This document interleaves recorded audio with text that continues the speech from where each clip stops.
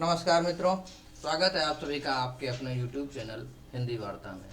चलिए आज हम सभी लोग भक्ति काल की अपनी अगली श्रृंखला की प्रश्नोत्तरी को हल करते हैं। तो पहले प्रश्न की तरफ चलते हैं। और क्या है पहला प्रश्न? निम्नलिखित में से कौन श्री कृष्ण भक्ति का संप्रदाय नहीं है? तो कौन नहीं है, इस पर फोकस करना है। कौन नहीं है? वल्लभ संप्रदाय तो कृष्ण भक्ति का है, हरिदासी संप्रदाय भी है, गौड़ी संप्रदाय भी है। यहाँ पर ऑप्शन आपका सी होगा, तत्सुखी संप्रदाय। तत्सुखी संप्रदाय श्री कृष्ण भक्ति से संबंधित नहीं है और इसके प्रवर्तक जो हैं वो कौन है? जीवाराम है। कौन है? जीवाराम है। वल्लभ संप्रदाय के आप जानते हैं, वल्लभाचार्य हैं, स्वामी हरिदास हैं और इसके क्या हैं? चैतन्य महाप्रभु।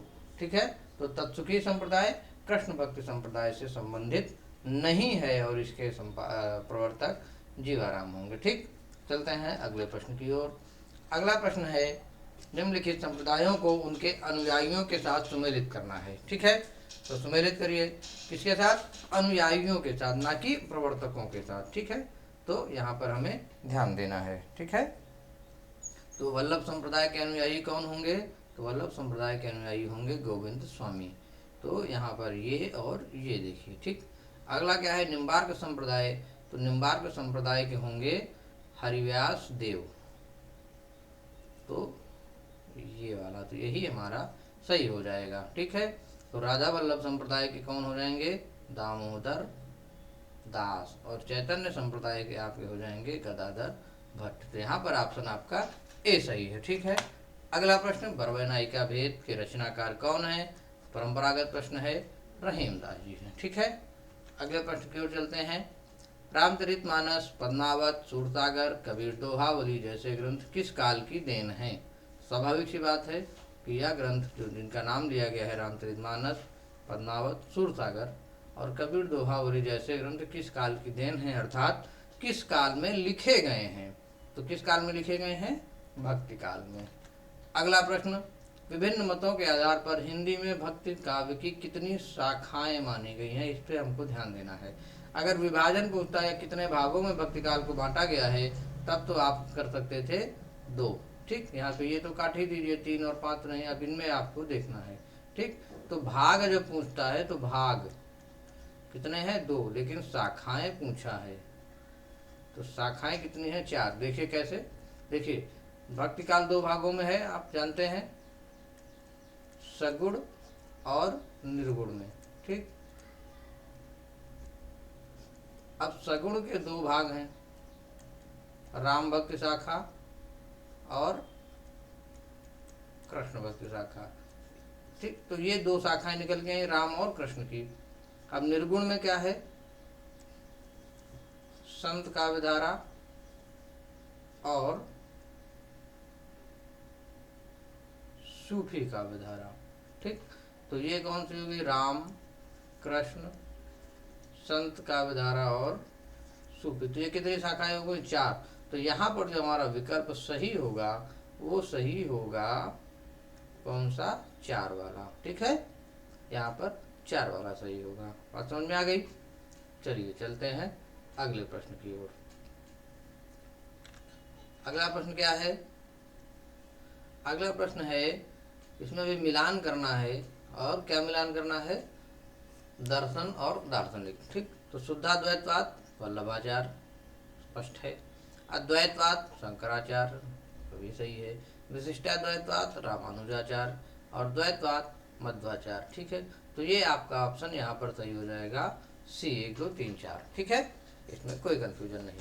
अगला प्रश्न है, आचार्य हजारी प्रसाद द्विवेदी के अनुसार निम्नलिखित संप्रदायों का सही अनुक्रम। संप्रदाय कौन सा संप्रदाय कालक्रम के अनुसार से पहले आता है? बताइए कौन सा आता है?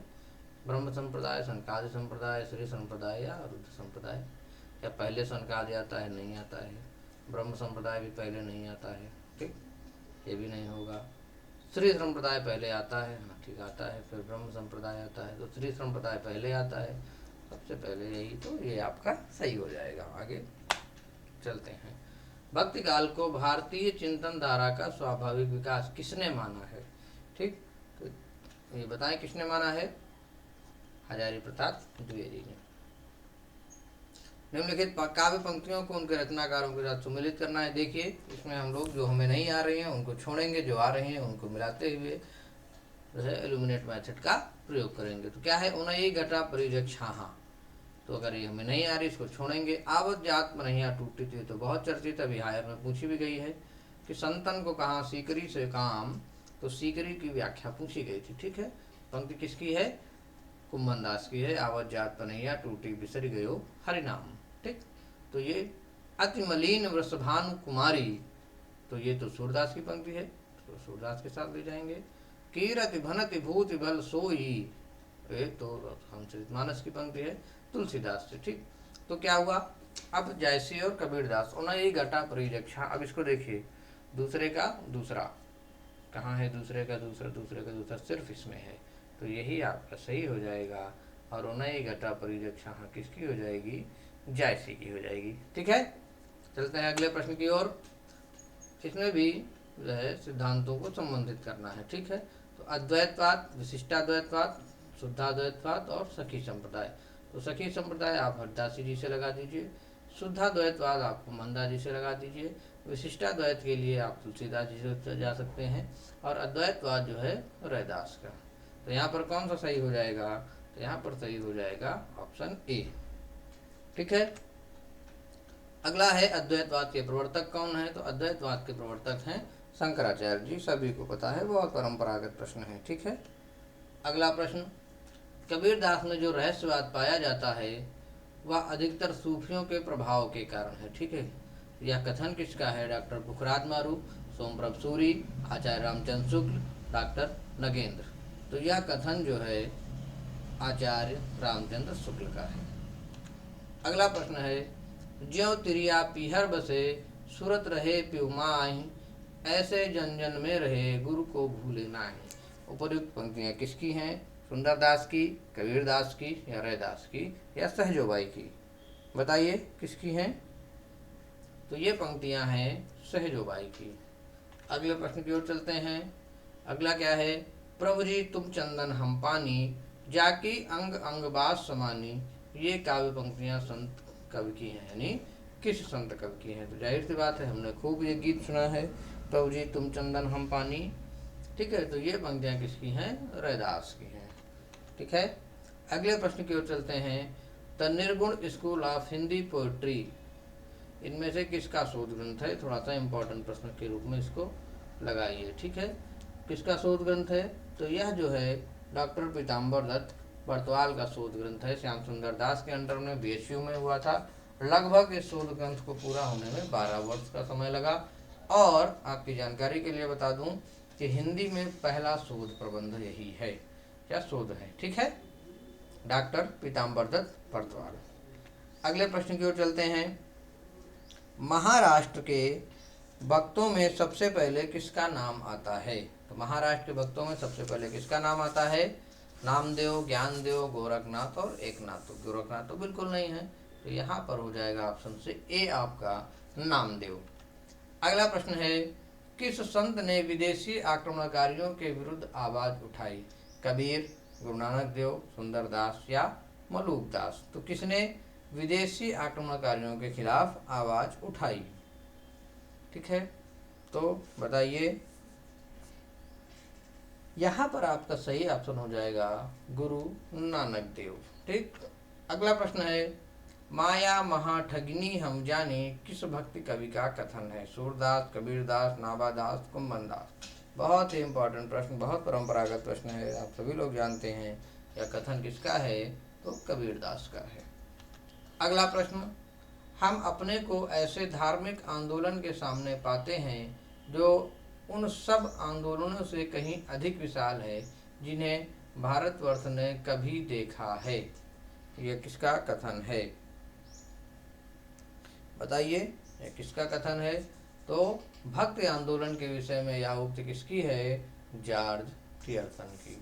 ठीक है, चलें अगले प्रश्न की ओर चलते हैं।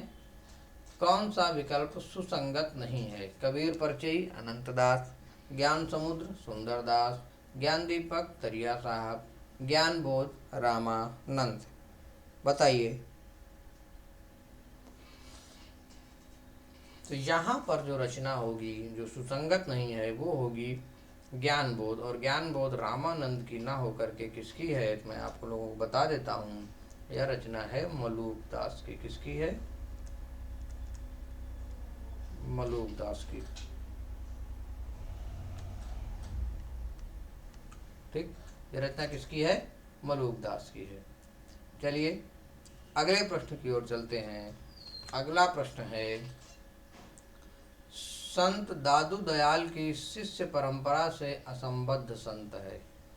अर्थात दादू दयाल की शिष्य परंपरा में कौन संत नहीं आते हैं? ठीक है, तो पीपा, सुंदरदास, रज्जब, गरीबदास। तो आप जानिए यहाँ पर जो ऑप्शन सही होगा वो ऑप्शन ए सही होगा, क्योंकि पीपा जो है रामानंद की शिष्य परंपरा में आते हैं। किसकी? रामानंद की शिष्य परंपरा में। ठीक ना, तो ये रामानंद की शिष्य परंपरा में आते हैं, इसलिए दादू दयाल की शिष्य परंपरा में ये नहीं होंगे। ठीक है, अगले प्रश्न की ओर चलते हैं। अगला प्रश्न है, राजस्थान से संबंधित संत भक्त संप्रदाय नहीं है। राजस्थान से संबंधित संत भक्त संप्रदाय कौन सा नहीं है? निरंजनी संप्रदाय, जसनाथी संप्रदाय, लालदासी संप्रदाय या बावरी संप्रदाय। तो यहाँ पर भी आपका जो आंसर होगा वो होगा बावरी संप्रदाय। ठीक है, तो बावरी संप्रदाय जो है राजस्थान से संबंधित नहीं है। अगला प्रश्न की ओर चलते हैं। अगला प्रश्न है, निम्नलिखित के आधार पर सही विकल्प चुनिए। आ, क्या दिया गया है? ये कथन और कारण वाला है। निर्गुण भक्ति में गुरु को वही महत्व प्राप्त है जो साधना के अन्य रूपों ज्ञान मार्ग, सगुण भक्ति या रहस्यवाद में प्राप्त है। ठीक है, अगला क्या है? बा, निर्गुण भक्ति का आलंबन निराकार और अगोचर है तथा सगुण भक्ति का आलंबन साकार एवं गोचर है। ऑप्शन बताना है, आ और बा दोनों गलत, आ सही और बा गलत, आ और बा दोनों सही या आ गलत और बा सही। बताइए क्या है? निर्गुण भक्ति का आलंबन निराकार और अगोचर है, बिल्कुल सही है। सगुण का आलंबन साकार एवं गोचर है, और यह भी। तो यहाँ पर आपका ऑप्शन सी सही हो जाएगा, आ और बा दोनों सही। ठीक है, अगले प्रश्न की ओर चलते हैं। निम्नलिखित के आधार पर सही विकल्प चुनिए। यह भी कथन है, कबीर जो कुछ कहते थे शास्त्रीय ज्ञान के आधार पर कहते थे। ये तो बिल्कुल गलत है, क्योंकि कबीर खुद कहते हैं, क्या कहते हैं? पोती पढ़ पढ़ जग मुआ पंडित भया न कोय, मस कागज छुयो नहीं कलम गहो नहीं हाथ। तो शास्त्रीय ज्ञान तो है ही नहीं। जो कुछ कहते हैं वो अपने अनुभव और ज्ञान के आधार पर कहते हैं। तो आ तो गलत हो गया। उनकी उक्तियां बेधने वाली और व्यंग चोट करने वाली होते थे। हाँ, ये सही है, तो यहाँ पर बा सही हो जाएगा। तो कौन सा ऑप्शन सही होगा इसमें कि आ और बा दोनों सही, गलत, आ गलत और बा सही, यानी कि आ गलत और बा सही। यहाँ पर ऑप्शन बी आपका सही हो जाएगा। ठीक है, अगले प्रश्न की ओर चलते हैं। कौन सा कथन असंगत है? यह भी कथन दिए गए हैं, कौन सा असंगत है? कृष्णगढ़ नरेश महाराज सावंत सिंह ही प्रसिद्ध भक्त कवि नागरीदास हैं। अगला, नागरौनगढ़ के राजा संत पीपा ने स्वामी रामानंद से दीक्षा ली थी। ऑप्शन सी, जम्बनाथ ने अपने आदर्शों के प्रचारार्थ ब्रह्म संप्रदाय की स्थापना की।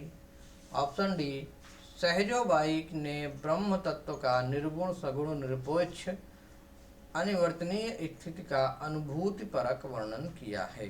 तो इनमें से कौन सा कथन असंगत है, यानी कि सही नहीं है? बताइए।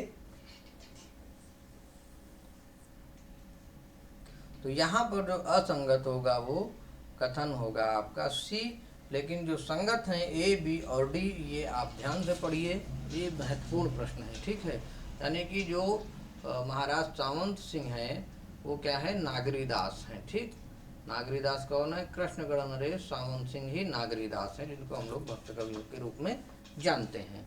अगले क्या है? संत पीपा।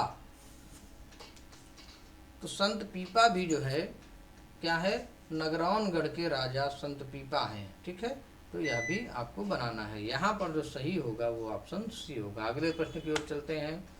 कबीरदास ऐसे ही मिलन बिंदु पर खड़े थे जहाँ एक ओर से हिंदुत्व निकल जाता है और दूसरी ओर मुसलमानत्व। कबीर विषयक उक्त मान्यता किसकी है? तो बताइए, कबीर विषयक उक्त मान्यता किसकी है?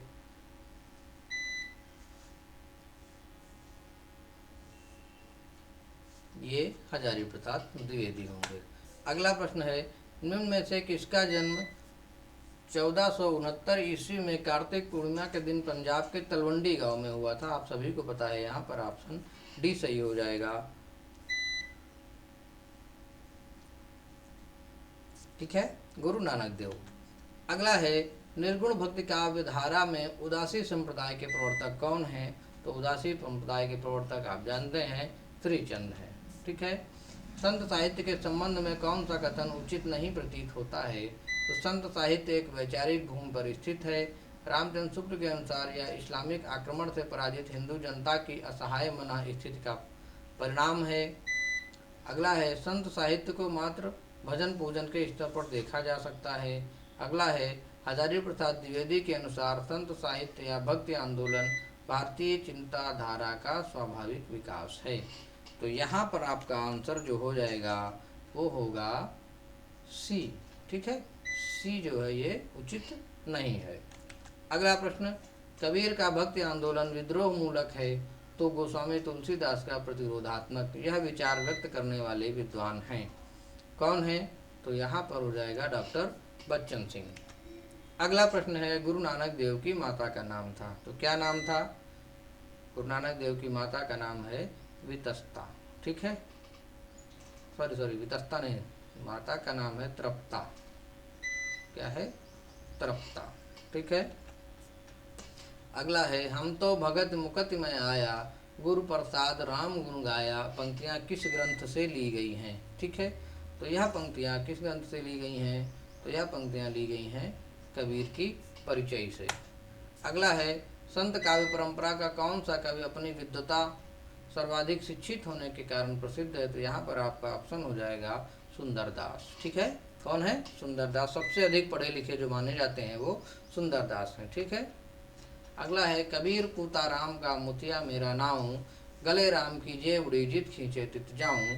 इस दोहे में किस तरह की मानसिकता व्यक्त हुई है? आत्मसमर्पण, मान, दीनता, कुंठा। तो आप जानिए कि सही बात है, जिधर खींच रहे हैं उधर जा रहा हूँ, यानी कि पूरी तरीके से दासत्व भाव है, यानी कि आत्मसमर्पण का भाव है। ठीक है, अगला है, कै बिरहिन को बीच दें कै आपा दिखलाई, 8 पहर का दाछड़ा मुँह पे सहा न जाई। इन पंक्तियों में प्रेम की किस स्थिति का वर्णन हुआ है? बताइए, इन पंक्तियों में प्रेम की किन स्थिति का वर्णन है? विरह की अतिशयता, प्रेम की सामान्य स्थिति, प्रिय की निष्ठुरता या उपालम। तो यहाँ पर है आपका ऑप्शन जो हो जाएगा विरह की अतिशयता।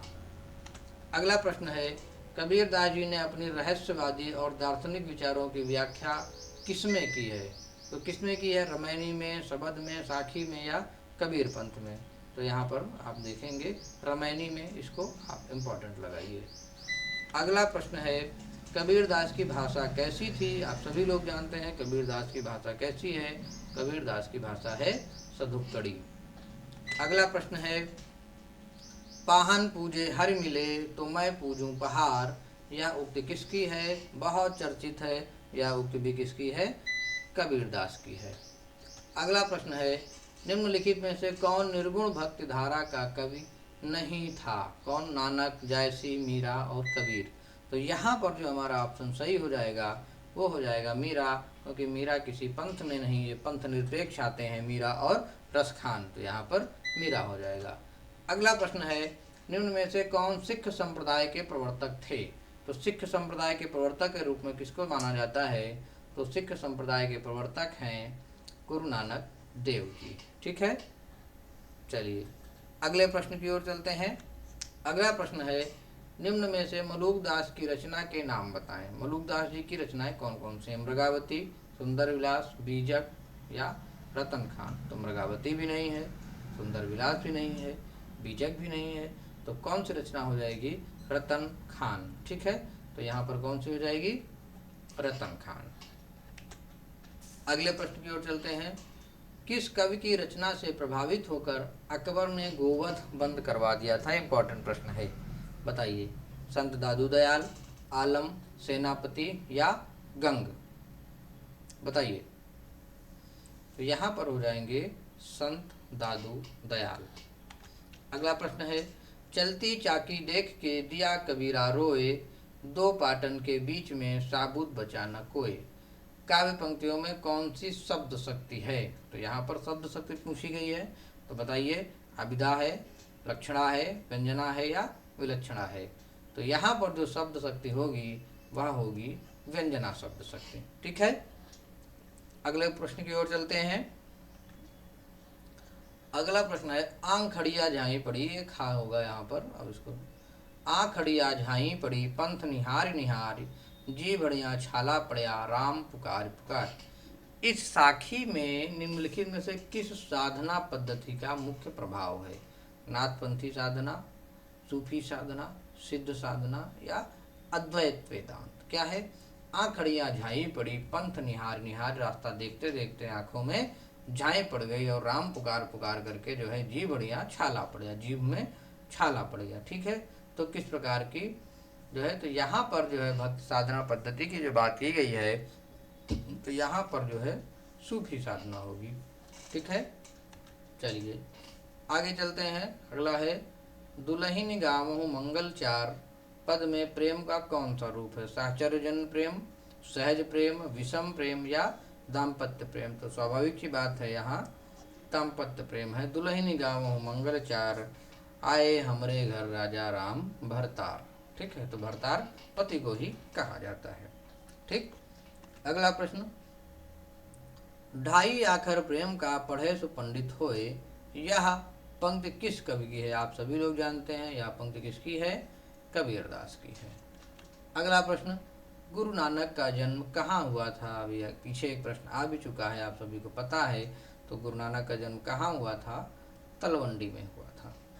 ठीक, अगला प्रश्न। विठोबा का भक्त किसे माना जाता है? बताइए। विठोबा का भक्त किसे माना जाता है? रहीमदास, सूरदास, मीराबाई या नामदेव? तो नामदेव को माना जाता है। ठीक है, अगला है। श्रृंगार रस के घोर विरोधी कौन से संत कवि थे? श्रृंगार रस के घोर विरोधी कवि, तो यहाँ पर सुंदरदास जी होंगे। ठीक है, घोर विरोध सुंदरदास जी करते थे। अगला और अंतिम प्रश्न। कबीर की उलट बांसियों में कौन सा रस प्रमुख है? तो वियोग का है, करुण का है, शांत का है या अद्भुत का है? क्योंकि उलट बांसियां हैं तो जाहिर सी बात है अचंभित करती हैं, तो यहाँ पर अद्भुत रस का होगा। तो आज का ये हमारा अंतिम प्रश्न। इसी के साथ कल फिर मिलेंगे हम अगली प्रश्नोत्तरी के साथ। तब तक के लिए बहुत बहुत आभार, प्रणाम।